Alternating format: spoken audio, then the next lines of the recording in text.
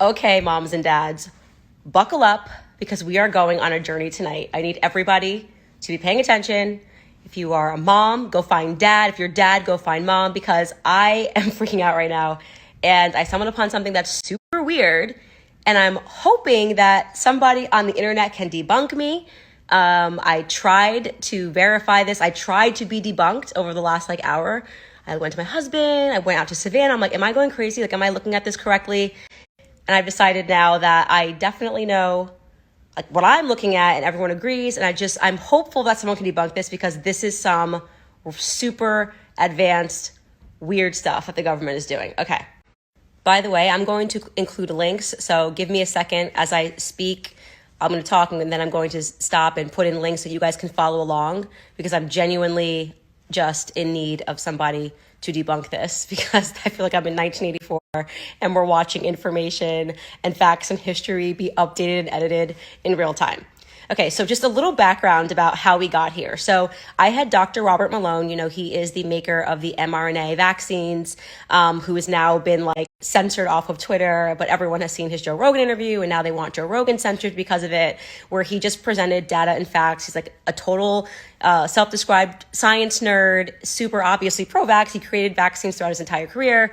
And he just kind of wanted to tell the truth about what he was seeing, really weird irregularities in data, yada, yada, yada. It was an amazing conversation. Actually sat with him for 4 hours because I was so engaged. So he's obviously an expert in talking about the COVID stuff. And then I started talking to him about how I don't believe this is the first time this has happened. And I start introducing to him all of these facts that I've been sharing with you guys on Instagram. Now, keep in mind, he's 62 years old. He's not following Candace's Instagram stories. And he starts talking about this recognition and how shocking it is for him as a career professional, spent his entire life doing this, to realize that there's manipulation, there's data manipulation, there's fact manipulation. And I basically start taking him through the stories that I've been sharing with you for the last year. And I was kind of playing a game with him and reading him hey, like I did with you guys the last couple of days. Hey, how many cases of tetanus do you think there were during the peak of tetanus? And he would make a guess and he would be so over. And I was like, nope, 550. So we did this in the middle of the show. And we were going to share this later. Again, to make it super clear, I was getting these numbers of the peak amount of cases in the United States and the peak amount of deaths for all of these various diseases that our children are required to get vaccinated for in order to go to school from the American Medical Association. So they are part of the big pharma syndicate, in my opinion. And this report was from 2007. And it was done actually promoting vaccination. So this report was done saying, hey, vaccines have been successful. Look at how successful it's been. But then my eyes were drawn to the fact that it was people weren't dying from these diseases. I'm like, wow, 17 people out of 200 million or 500 people out of 200 million, not even clear that these are children. It's probably not children. So I was reading that report to him. I'm linking the report here, and I'm going to share a screenshot of that report on the next slide. So you can fact check me on this. American Medical Association, very easy chart to read from 2007.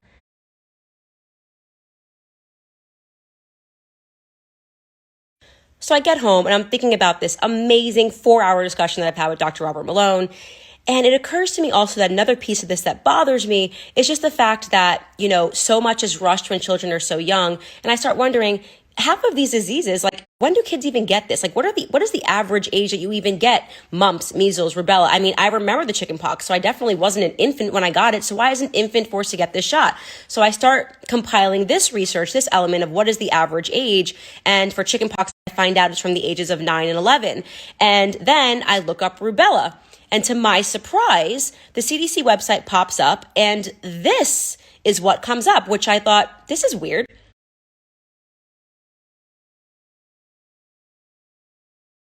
12.5 million people across 2 years, 1964 and 1965.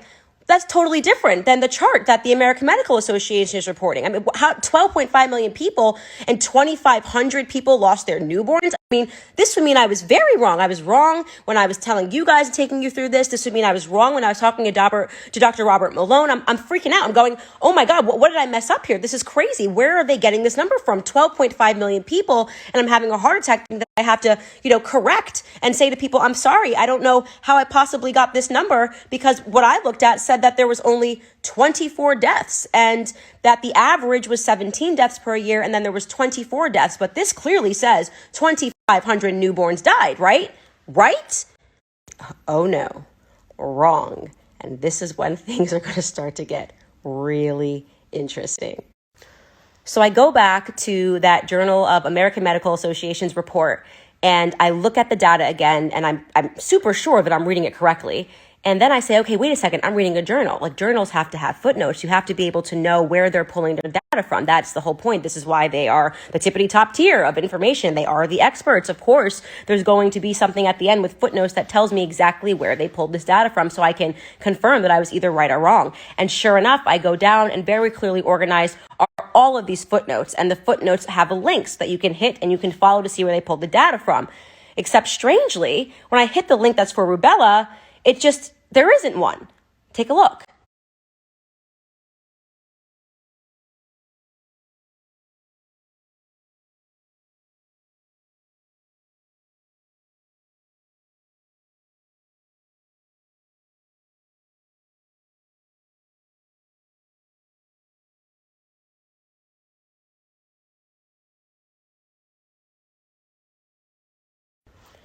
So I start panicking a little bit. I'm thinking, how am I going to find the CDC surveillance report from 1969? I mean, I'm looking all over the CDC website. I'm trying to go backwards.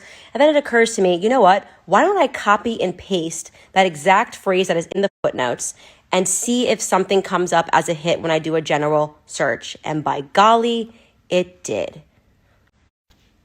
I stumbled across this old report from the CDC, which exists in some archive of their websites. And I'm holding it in my hand because I printed it out because I didn't want it to disappear. And it's the Center for Disease Control Rubella Surveillance. This report is stamped from 1972, and it's very obvious from where it exists that this was sort of scanned in after the fact. So this report was done before the surveillance was just happening online. So, I mean, you can imagine, I get this report, I'm scrolling, my hands are shaking. I don't know if I'm reporting fake news. I don't know what's going on. And here is what the report states.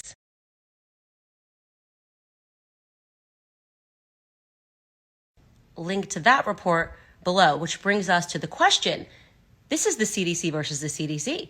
How does the CDC's report from the surveillance all the way up until 1972 match what the American Medicine Association says? But today on the CDC website, it claims that there were 12.5 million cases during this year. I mean, that's a huge discrepancy. We're not talking about a little bit. And these are just cases, by the way. They kind of stay away from deaths. They are not talking about 3,200 newborns that are being dead.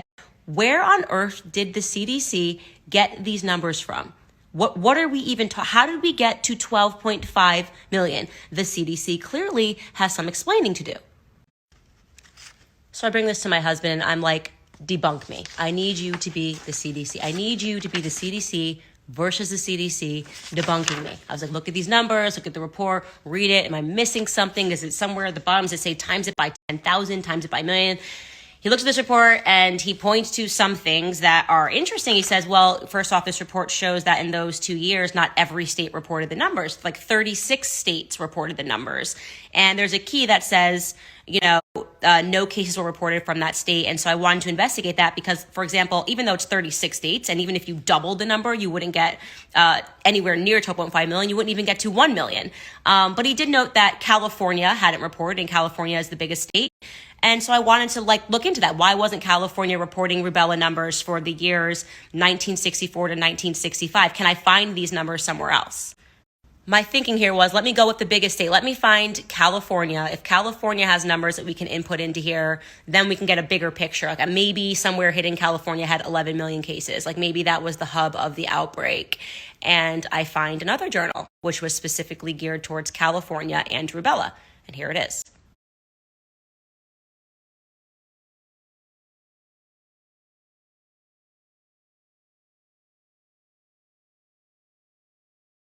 So there it is. So California had 13,000 cases plausibly after this journal did a deep dive going backwards. But these people self-reported, whatever that means. So maybe I don't know, maybe there was some sort of a VAERS type system back then.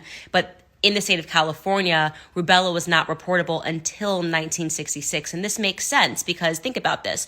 Rubella was a very less virulent version of measles, right? It was the German measles. And what was going on in the United States was measles, which was way more virulent. And even if you look at that report originally from the American Medical Association, not even measles had anywhere near, in its peak years, millions of cases. So where did the CDC, which this is a current, if you can find this only on CDC website right now, where did they get this information that there were 12.5 million cases and 3,200 newborns died?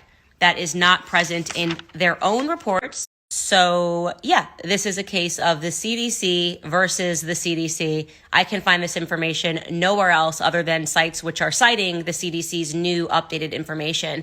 And this is so fascinating to me because also amongst this 4-hour discussion with Dr. Robert Malone on my podcast, we were talking about this sort of disappearance of information. Like when they control the narrative, they can just keep moving the goalposts and make things crazier than they were, right? So the truth, according to them back then, was that there weren't that many cases. There certainly weren't that many deaths, 24 deaths. And amongst a population of about 200 million people, you're talking about at its max, 100,842 cases that were reported in 65 and 448,000 cases that were reported in 1964.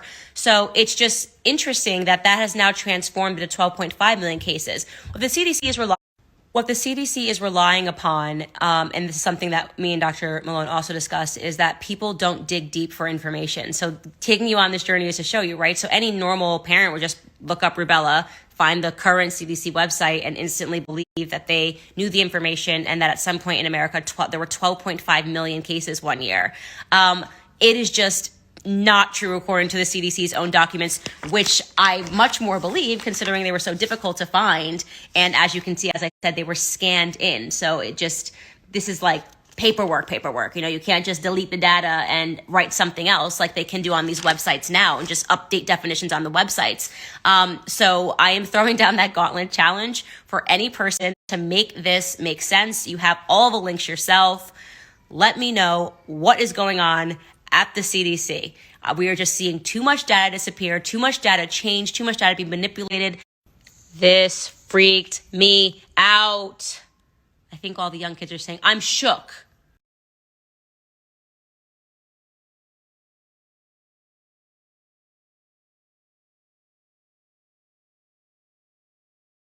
Bro, me and you right now? Yeah, you and me both.